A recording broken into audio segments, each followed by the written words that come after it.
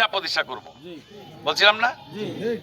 আর 2 নম্বর প্রতিশ্রুতি ছিল যে আমরা নীলফামারীর সমস্ত রাজনৈতিক দল, সকল ধর্ম এবং সকল শ্রেণী পেশার মানুষকে ঐক্যবদ্ধ করে একত্রিত করে সবার সহযোগিতা এবং পরামর্শ নিয়ে নীলফামারীকে আমরা গড়ে তুলব, এই কথা বলেছিলাম না? তাহলে এখন কি কারোর সাথে আমাদের কোনো বিরোধ করার সময়? কারোর সাথে কোনো বিরোধ সৃষ্টি করা যাবে না।